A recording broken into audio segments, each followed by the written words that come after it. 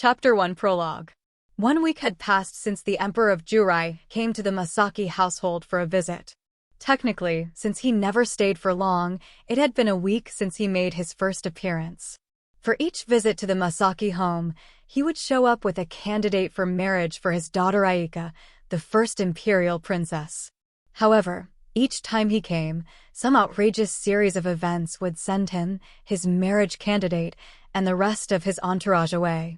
Since this had happened 7 times now, he was simply showing up every day. Each time, Aika would entreat, "But father, I have Tenchi-sama," and each time, he would repeat his line, "Unless this Tenchi can best my chosen man in a duel, I cannot allow it." So the routine went, and this was now Masaki Tenchi's 8th duel. For the 8th time, their audience consisted of 8 people plus 1 animal. There was Azusa, Emperor of Jurai; Funaho, First Empress of Jurai; Misaki, Second Empress of Jurai; Masaki Katsuhito, also known as Yosho, First Prince of Jurai and grandfather of Tenchi; Ryoko, former space pirate; Washa-chan, scientific genius; and the animal Ryooki, living spaceship, currently in toddler mode. The attention of all in this fine and fancy group, each of whom could probably destroy the solar system several times over in an instant, was held by 2 people.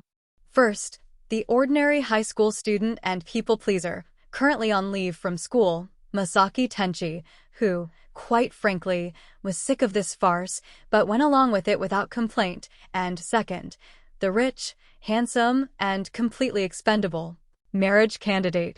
Aika fretted over Tenchi, but the thought "Tenchi-sama is fighting for my sake" kept her giddy.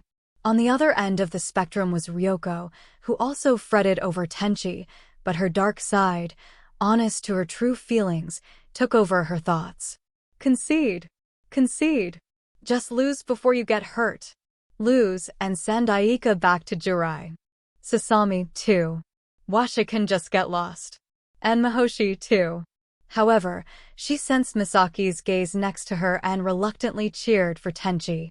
This being the 8th repetition of these events, Ryoko knew that any such words that upset Misaki would result in a flood of tears, followed by a tirade of abuse, including pinching cheeks, tackles, getting tossed into the air, and then having the bill for damages incurred by her attack on planet Jurai 700 years earlier thrust into her face. Even knowing all this, she would still succumb to those darker impulses in a few seconds and shout them at the top of her lungs. Why didn't she learn from the past? Well, that's just who Ryoko was. Varied reactions came from the others. Azusa remained surly. Funaho and Katsuhito looked on, unruffled. Sasami, with Ryooki's help, fully confident in Tenchi's victory, handed out umbrellas to everyone while she pondered what to make for dinner that night. Washa-chan was the only one looking up into the sky, mumbling, "It should be any time now." And so, for the 8th time in a row, the 8th duel was over in an instant. Yet again, a space shuttle came crashing down from the sky, this being despite the Emperor holding the duel at different times of day ever since the 2nd time it happened. The impact blasted Tenchi and the expendable marriage candidate into the pond in front of the Masaki residence. Tenchi swam back to shore wondering how this could keep happening, but the poor expendable marriage candidate floated unconscious, fulfilling his destiny as an expendable character. The spectators, shielded from the spray of water by their umbrellas, bore witness to Tenchi's victory. And then before the spectators' eyes, soaking wet and looking like some sort of Amazonian half-fish or kappa water goblin, staggered a single humanoid form. There she stood, as always, the genius of dumb luck, the girl to whom a goddess would doff her hat, the girl who would crawl out of the depths of Pandora's box, Galaxy Police Detective First Class Kuramitsu Mihoshi. With a pitiful expression on her face and dizzy eyes, she said, "I'm so sorry, but it seems I did it again. Washa-san, could you fix it, please?" And for the 8th time, she fainted dead away. Azusa beheld this turn of events with a look of repugnance. With this 8th consecutive loss of a bet against Tenchi, he had exhausted his monthly stipend. Even the Emperor of Jurai could not write off personal gambling debts as entertainment expenses.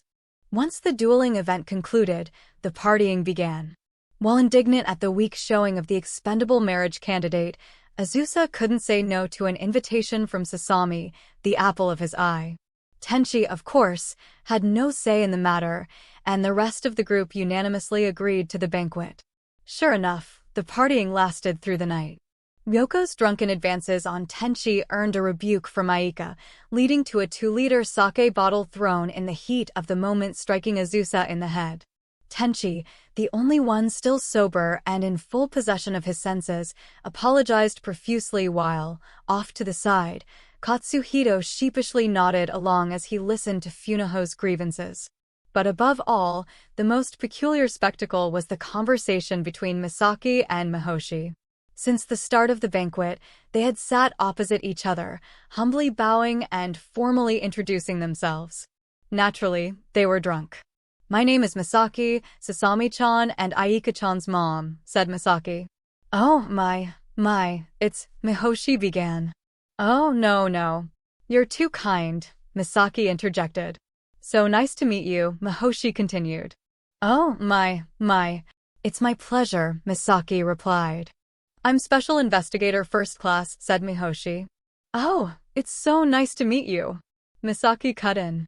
"Mihoshi of the Galaxy Police," Mihoshi finished. "Oh, my, you're too kind," said Misaki. "Oh, my, replied Mihoshi.